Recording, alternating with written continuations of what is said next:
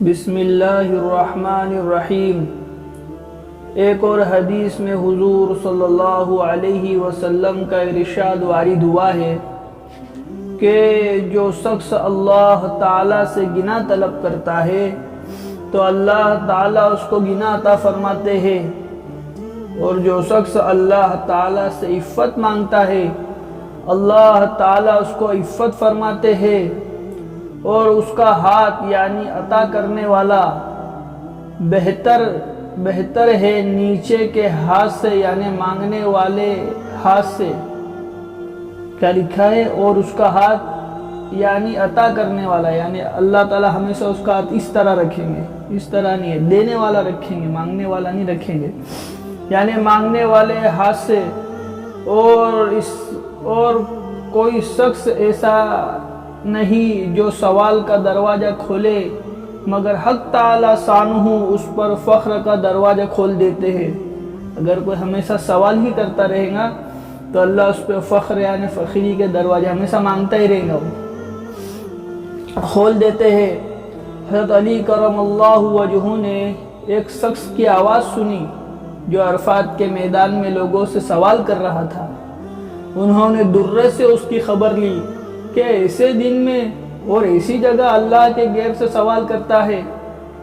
ایک اور حدیث میں ہے کہ جو شخص سوال کا دروازہ کھولتا ہے یعنی مانگنے کا، مانگتا ہی رہتا ہے کہ اللہ تعالیٰ شانہ اس پر دنیا اور آخرت میں فخر کا دروازہ کھول دیتے ہیں۔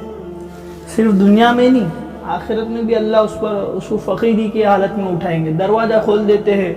اور جو شخص اللہ کی رضا کے واسطے عطا کا دروازہ کھولتا ہے حق تعالیٰ شانہ اس پر دنیا اور آخرت میں خیر کا دروازہ کھولتے ہیں۔ اور اگر کوئی دیتا ہی رہے، اللہ کے لیے خرچ کرتا رہے تو اللہ دنیا آخرت میں اس کے لیے خیر کا دروازہ کھول دیتے ہیں، دنیا میں بھی اور آخرت میں، دونوں جہان میں۔ ایک اور حدیث میں ہے کہ جو شخص سوال کا دروازہ کھولتا ہے حق تعالیٰ شانہ اس پر فخر کا دروازہ کھول دیتے ہیں۔ کوئی شخص رسی لے کر لکڑیاں اکٹھی کر کے اپنی کمر پر لا کر فروخت کر دے اور اس سے اپنا گزر چلا لے، یہ اس سے بہتر ہے کہ بھیک مانگے، چاہے وہ بھیک ملے یا نہ ملے۔ محنت مزدوری کر لینی کی، لیکن مانگنے کا نہیں، کبھی بھیک نہیں مانگنے کا۔ ایک اور حدیث میں ہے کہ جو شخص عطا کا دروازہ کھولتا ہے یعنی دینے کا، صدقے سے ہو یا صلہ رحمی سے، حق تعالیٰ شانہ اس پر کثرت فرماتے ہیں، یعنی اس کے مال میں اضافہ ہوتا ہے۔ جو شخص عطا کا یعنی دینے کا دروازہ کھول دے، چاہے وہ صدقے سے کرے یا صلہ رحمی سے کرے، کوئی بھی راستے سے بھلائی کا کام کرے تو اللہ اس کے مال میں اضافہ ہو جاتا ہے، اللہ بڑھاتے جاتے اس کے مال کو، کم نہیں کرتے۔ اور جو شخص مال کی زیادتی کی نیت سے سوال کا دروازہ کھولتا ہے اس کی وجہ سے اس پر کمی بڑھتی جاتی ہے، یعنی حاجتیں بڑھتی جائیں گی اور آمدنی کے ناکافی ہونے میں اضافہ ہوتا رہے گا۔ یعنی مال کی زیادتی کی نیت سے سوال کرے کہ میرا مال بڑھتا جائے گا، مانگتا رہو، جمع کرتے رہیں گے، مال بڑھتا رہے گا تو اس کا کیا ہوگا؟ بڑھتی جائیں گی، یعنی حاجتیں بڑھتی جائیں گی، اس کی ضرورتیں کم نہیں ہوں گی، اس کی ضرورتیں بھی بڑھتی جائیں گی اور اس کا مال بھی ناکافی ہوتا جائے گا۔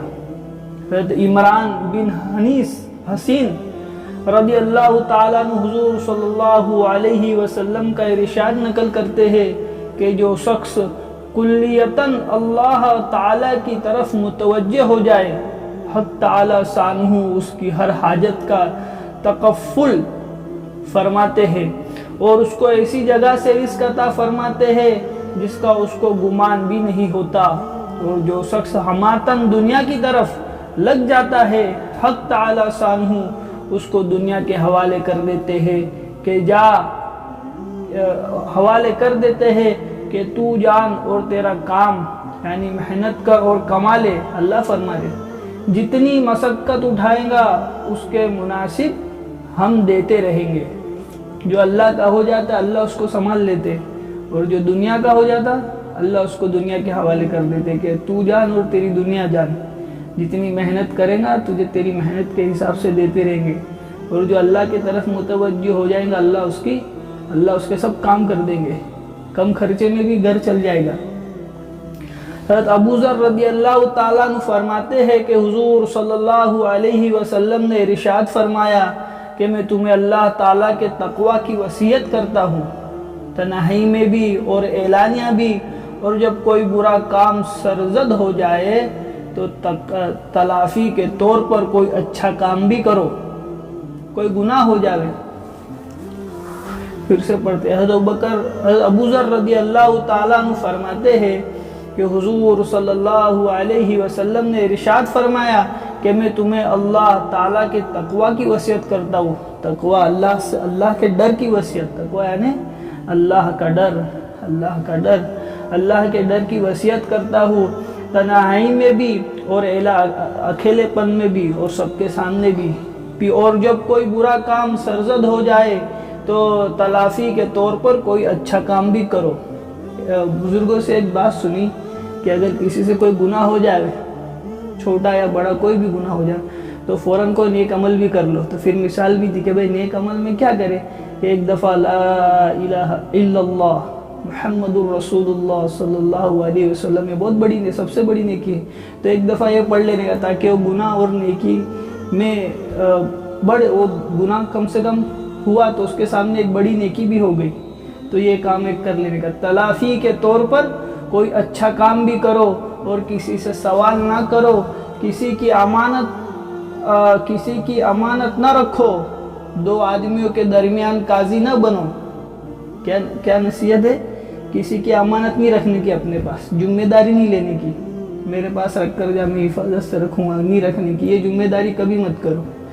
اور دو آدمیوں کے درمیان قاضی نہ بنو، کسی کی دو آدمیوں کے بیچ میں بھی کوئی ذات کی ذمہ داری مت لو، کہ یہ بہت اہم کام ہے، ہر شخص کی بات نہیں، بہت بڑا کام ہے، سب کے بس کی بات نہیں ہے۔ ایک حدیث میں حضور صلی اللہ علیہ وسلم کا ارشاد ہے کہ جو تھوڑے پر راضی ہو جائے اور قناعت کر لے اور اللہ پر توکل کرے، وہ کمانے کی محنت سے بے فکر ہو جاتا ہے۔ ایک حدیث میں حضور صلی اللہ علیہ وسلم کا ارشاد ہے کہ جو شخص یہ چاہے کہ سب سے زیادہ کبھی ہو، وہ اللہ پر توکل کرے۔ بولتے ہیں میرے سے زیادہ پاورفل کوئی نہیں، تو اگر کسی کو سب سے زیادہ پاورفل بننا ہے تو اس کا توکل، اس کا بھروسہ سب سے زیادہ اللہ پہ ہونا چاہیے۔ اللہ کے سوا کچھ نہیں ہوتا، اللہ جو چاہے وہ ہوگا، اس بات کا تو اللہ پہ پورا 110% اللہ پہ پورا توکل کرے تو اللہ وہ آدمی کو پاورفل بنا دے گا انشاءاللہ کرے۔ اور جو یہ چاہے کہ وہ سب سے زیادہ غنی ہو، اس کو یہ چاہیے کہ جو چیز اللہ کے پاس ہے اس پر اس سے زیادہ اعتماد کرے، اور وہ یہ چاہتا ہے کہ میں مالدار بن جاؤں، غنی بن جاؤں، تو اس کو چاہیے کہ اللہ کے پاس ہے، اس پر اس سے زیادہ اللہ کے پاس ہے، اس سے زیادہ اعتماد رکھے جتنا اپنے پاس کی چیز پر ہوتا ہے۔ میرے پاس جو ہے اس سے زیادہ اللہ دینے والا بیٹھے لا، کچھ نہیں ہوگا انشاءاللہ۔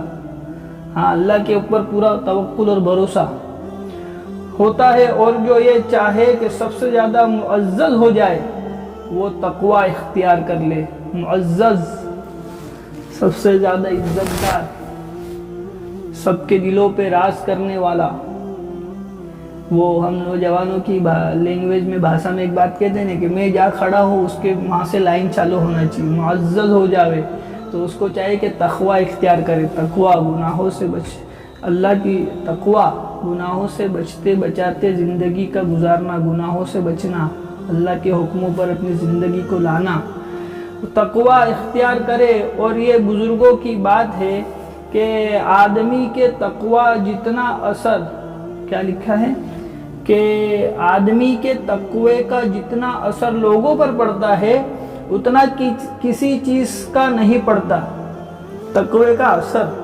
اس لیے ہم نے دیکھا نا کہ پوری دنیا کے بادشاہ ہے، ہاں ملکوں کے بادشاہ ہوتے، لیکن فقیروں کے پاس، اللہ والوں کے پاس، بزرگوں کے پاس ان کی جوتیوں میں جا کر بیٹھتے۔ کیا چیز ہوتی ہے وہ؟ ان کے تقوی کا اثر ہوتا ہے.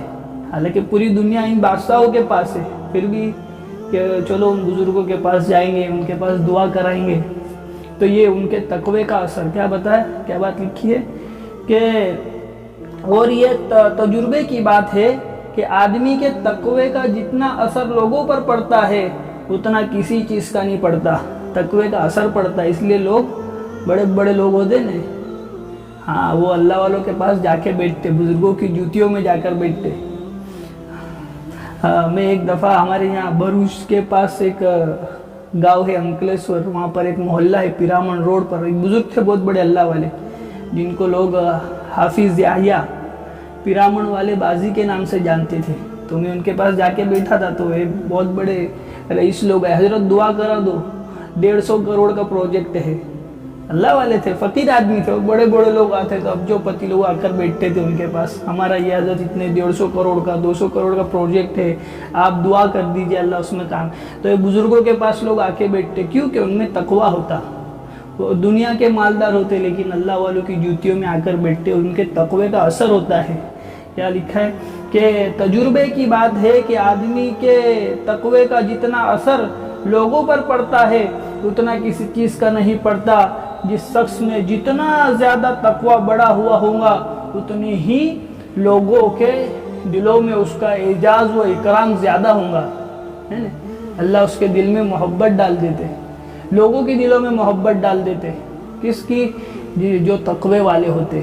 اللہ ہم تمام کو تقوی والا بنا دے. حضرت وہاب رحمت اللہ علیہ حق تعالی سانو کا ارشاد نقل کرتے ہیں کہ جب بندہ مجھ پر بھروسہ کر لیتا ہے، بندہ مجھ پر بھروسہ کر لیتا ہے تو اگر آسمان زمین سب کے سب مل کر بھی اس کے ساتھ مکر کرے تو میں اس کے لیے راستہ نکال دوں گا. ساری دنیا ایک طرف ہو جائے اور ہمارے ساتھ مکر و فریب کرے تو بھی اللہ اس کے طرف ہو جاتا اور اس کے لیے راستہ نکال دیتا ہے.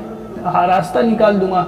حضرت ابن عباس رضی اللہ تعالیٰ عنہ فرماتے ہیں کہ اللہ تعالیٰ نے حضرت عیسیٰ علی نبینا علیہ السلام پر جب وحی بھیجی کہ مجھ پر توکل کرو، میں تمہاری ضرورت کا کفیل بنوں گا، میرے غیر کو اپنا ولی نہ بناؤ تاکہ میں تمہیں نہ چھوڑ دوں.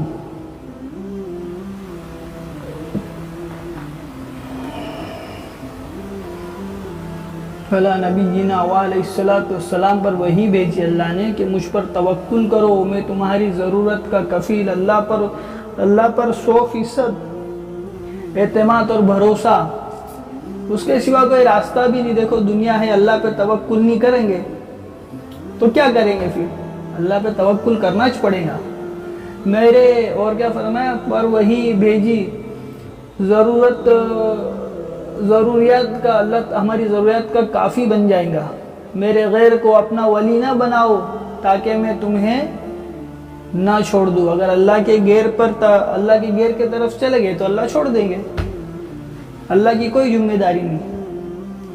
اللہ تعالی ہم تمام کو اللہ پہ توکل کی توفیق عطا فرمائے. سبحان اللہ و بحمدہ، سبحانک اللہم و بحمدک،